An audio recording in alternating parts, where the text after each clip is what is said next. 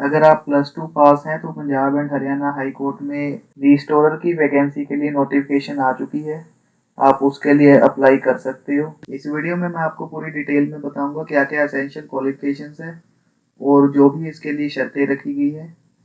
तो वीडियो को एंड तक जरूर देखिएगा और अगर किसी का डाउट हो तो वो कमेंट करके पूछ सकता है। तो जैसे कि आप स्क्रीन के ऊपर देख रहे हो, ये Punjab and Haryana high court की ऑफिशियल वेबसाइट है। इसके रिक्रूटमेंट सेक्शन में हम जाएंगे। रिक्रूटमेंट सेक्शन में आपको एडमिनिस्ट्रेटिव स्टाफ पे क्लिक करना है। जैसे कि आप सबसे पहले देख सकते हो, advertisement for the post of restorer in Punjab and Haryana high court at Chandigarh. ये नोटिफिकेशन 31/10/2022 को इसकी ऑफिशियल वेबसाइट पे अपलोड की गई है।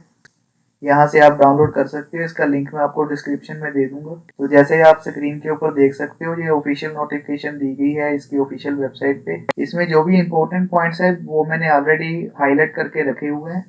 अभी मैं आपको पूरी डिटेल में बताता हूँ क्या क्या इसमें टर्म्स एंड कंडीशंस है और क्या इसमें इंपॉर्टेंट पॉइंट्स है। सबसे पहले हम बात करेंगे इंपॉर्टेंट डेट्स की।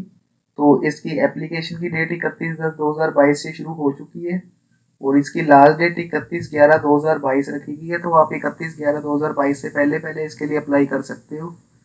टोटल 35 वैकेंसीज हैं जो कि high court of Punjab and Haryana Chandigarh में दी गई है। इसकी कैटेगरी वाइज डिटेल आगे दी गई है, जैसे आप स्क्रीन के ऊपर देख सकते हो। जनरल कैटेगरीज की टोटल 28 पोस्ट है, SC ST और BC की 4, ESM की 2 और पर्सनल विद डिसेबिलिटी की 1 पोस्ट दी गई है। और जो पे एंड अलाउंसेज है वो एज पर जो गवर्नमेंट की रूल्स एंड रेगुलेशन होगी उसके अकॉर्डिंग दी जाएगी। अब हम आगे चलते हैं। तो सबसे पहले पॉइंट पे आप देख सकते हो जैसे कि एज की क्राइटेरिया बताया गया है। सो एज की अगर बात करें तो जो भी कैंडिडेट इसके लिए अप्लाई करना चाहता है वो मिनिमम उसकी 18 years and maximum 30 years age होनी चाहिए। ये एज उसकी 21/11/2022 तक होनी चाहिए। अगर वो किसी रिजर्व कैटेगरी से है तो उसको उसकी कैटेगरी के हिसाब से उसको रिलैक्सेशन मिल जाएगी। SC ST और BC के लिए 3 इयर्स और पर्सन विद डिसेबिलिटी के लिए 10 इयर्स और एक्स सर्विसमैन की जिसकी जितनी उसकी सर्विस होगी +3 इयर्स उसको एज रिलैक्सेशन मिलेगी। पॉइंट नंबर 2 पे जाएंगे तो यहाँ पे क्वालिफिकेशन दी गई है। इसकी एसेंशियल क्वालिफिकेशन +2 दी गई है from central board of school education. CBSE से +2 पास होना चाहिए कैंडिडेट, या फिर किसी और रिकॉग्नाइज्ड एजुकेशन बोर्ड से भी अगर उसने +2 की है वो भी इसमें अप्लाई कर सकते हैं।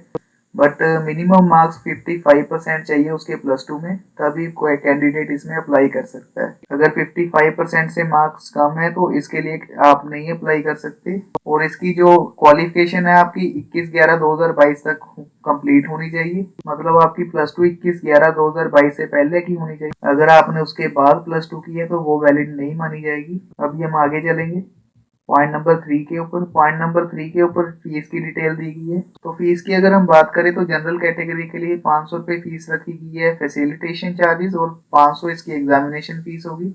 मतलब टोटल 1000 रुपये फीस होगी जनरल कैटेगरी वालों के लिए। और SC ST और BC कैटेगरीज के स्टूडेंट्स के लिए 500 रुपये facilitation charges plus 250 rupees examination charges होगी। SC ST और BC कैटेगरी का बेनिफिट सिर्फ पंजाब और हरियाणा या फिर यूटी एडमिनिस्ट्रेशन चंडीगढ़ के जो रेजिडेंट हैं उनको ही मिलेगा। जो भी कैंडिडेट्स पंजाब हरियाणा या फिर चंडीगढ़ के डोमिसाइल नहीं है उनको इस चीज का रिलैक्सेशन नहीं मिलेगी और उसको रिजर्वेशन का बेनिफिट भी नहीं मिलेगा इन पोस्ट के लिए। सिर्फ पंजाब हरियाणा और चंडीगढ़ के जो डोमिसाइल है उन्हीं को रिजर्वेशन और फीस रिलैक्सेशन की बेनिफिट दी जाएगी इन पोस्ट में। अभी हम आगे चलते हैं पॉइंट नंबर 4 के ऊपर। पॉइंट नंबर 4 के ऊपर जैसे कि मैंने आपको पहले ही बताया है, जो भी कैंडिडेट्स SC ST और BC रिजर्वेशन का बेनिफिट लेना चाहते हैं और फीस में रिलैक्सेशन का बेनिफिट लेना चाहते हैं वो पंजाब हरियाणा या फिर चंडीगढ़ एडमिनिस्ट्रेशन के डोमेसाइल या फिर परमानेंट रेजिडेंट होने जरूरी है। और इनके अलावा जो बाकी स्टेट के कैंडिडेट होंगे उनको जनरल कैटेगरी में रखा जाएगा एज अदर्स। बाकी एक्स सर्विसमेंट और पर्सन्स विद बेंचमार्क डिसेबिलिटी की जो कंडीशंस है आप ऑफिशियल नोटिफिकेशन डाउनलोड करके देख सकते हो।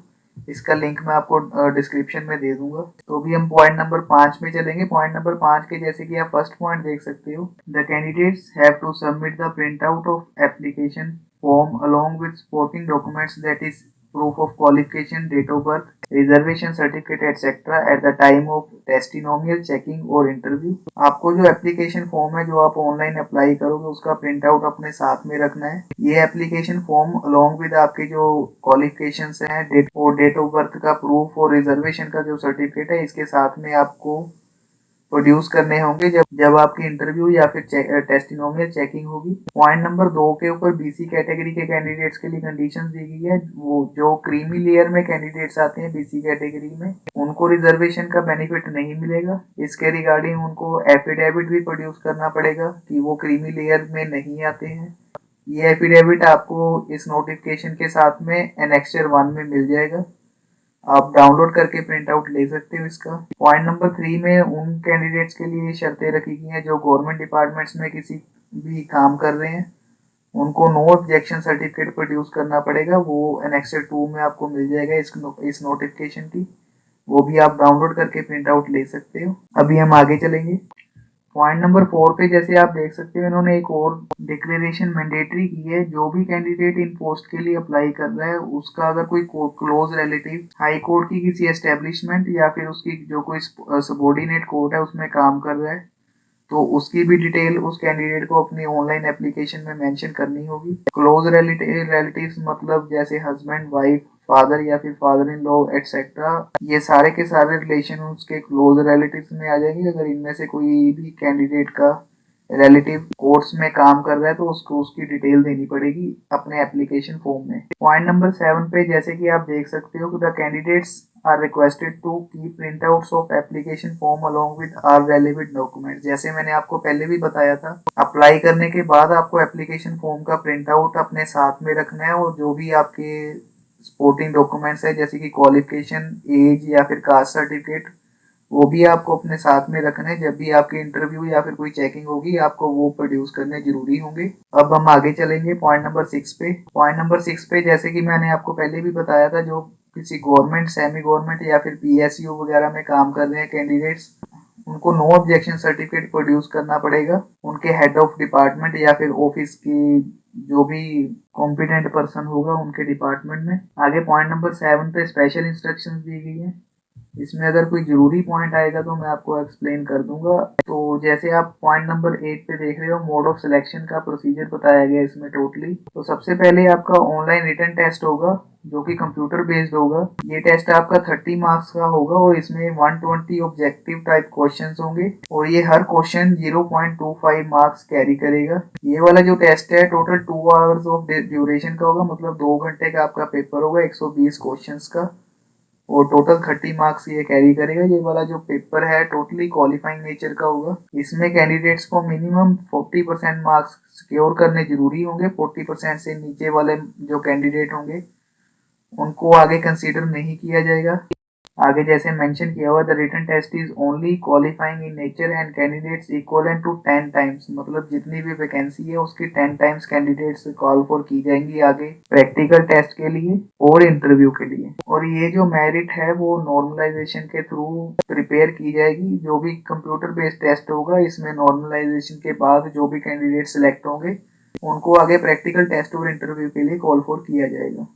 अभी हम आगे चलते हैं। रिटन टेस्ट होने के बाद आंसर की अपलोड की जाएगी। उसके रिगार्डिंग अगर किसी कैंडिडेट को ऑब्जेक्शन फाइल करना है तो वो ऑब्जेक्शन फाइल कर सकता है, उसके लिए अपॉर्चुनिटी दी जाएगी कैंडिडेट को। उसके बाद पॉइंट नंबर 10 पे देखते हैं। पॉइंट नंबर 10 पे ई एडमिट कार्ड और डेमो टेस्ट के रिगार्डिंग बताया गया है। ई एडमिट कार्ड है जो हाई कोर्ट की ऑफिशियल वेबसाइट के ऊपर अपलोड कर दिए जाएंगे और कैंडिडेट्स को इसके रिगार्डिंग ईमेल और एसएमएस भी दिया जाएगा। जो भी कैंडिडेट इन पोस्ट के लिए अप्लाई कर रहे हैं वो रेगुलरली वेबसाइट को चेक करते रहें। वेबसाइट का लिंक मैं आपको डिस्क्रिप्शन में दे दूंगा, जैसे कि आप स्क्रीन के ऊपर देख सकते हैं, highcourtchd.gov.in। इस वेबसाइट पे आप अपने एडमिट कार्ड चेक कर सकते हो जब भी अपलोड होंगे। अभी हम आगे चलेंगे। इस नोटिफिकेशन में एक और जरूरी चीज बताई गई है, जो भी कैंडिडेट्स अप्लाई करने के टाइम फोटो यूज करेगा वो कैंडिडेट को अपनी फोटो संभाल के रखनी है। वो सेम फोटो उसके ई एडमिट कार्ड के ऊपर पेस्ट करके उसको सेल्फ अटेस्ट या फिर किसी गेस्टेड ऑफिसर से अटेस्ट करवानी है। अगर कैंडिडेट उसके अलावा कोई और फोटो पेस्ट करता है तो उसको एग्जाम में बैठने के लिए नहीं दिया जाएगा। इस चीज का आपको खास ध्यान रखना है। तो पॉइंट नंबर 11 पे टेस्ट सेंटर के बारे में बताया गया। टेस्ट सेंटर पंजाब, हरियाणा या फिर जम्मू एंड कश्मीर या फिर हिमाचल में कोई भी बन सकता है, वो आगे आपको अपडेट कर दिया जाएगा। आगे चलते हैं पॉइंट नंबर 12 पे। पॉइंट नंबर 12 पे डेट ऑफ एग्जाम के बारे में बताया गया है। तो इसका जो एग्जाम है दिसंबर 2022 या फिर जनवरी 2023 में हो सकता है। जो इसकी एग्जैक्ट डेट है वो नोटिफाई कर दिया जाएगा इसकी ऑफिशियल वेबसाइट के द्वारा। आप हमारे चैनल को सब्सक्राइब कर दीजिए, जो भी इसके रिगार्डिंग आगे लेटेस्ट न्यूज आएगी मैं आपको रेगुलरली अपडेट करता रहूंगा।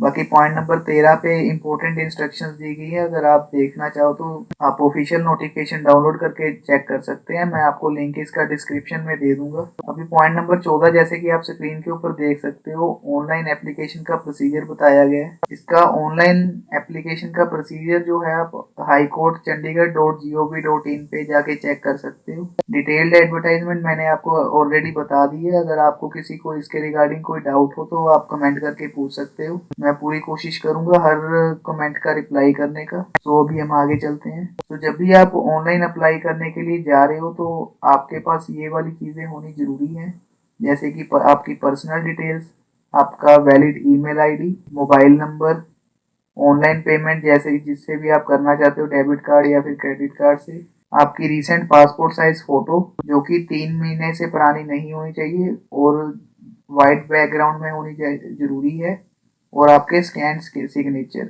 अप्लाई करने के बाद आपको इसका एप्लीकेशन फॉर्म का प्रिंट आउट जरूर लेना है और इसको संभाल के रखना है, जो आपके आगे के प्रोसेस में काम आएगा ये वाला एप्लीकेशन फॉर्म। आज की वीडियो में बस इतना ही। वीडियो देखने के लिए बहुत बहुत धन्यवाद। अगर किसी का डाउट हो तो कमेंट करके पूछ सकता है। चैनल को सब्सक्राइब जरूर कीजिए और वीडियो को लाइक और शेयर जरूर कीजिएगा। इस तरह की और वीडियोस देखते रहने के लिए चैनल को सब्सक्राइब करने के बाद बेल आइकन पे जरूर क्लिक कीजिएगा। अगर आज की वीडियो अच्छी लगे तो लाइक जरूर कीजिएगा। धन्यवाद।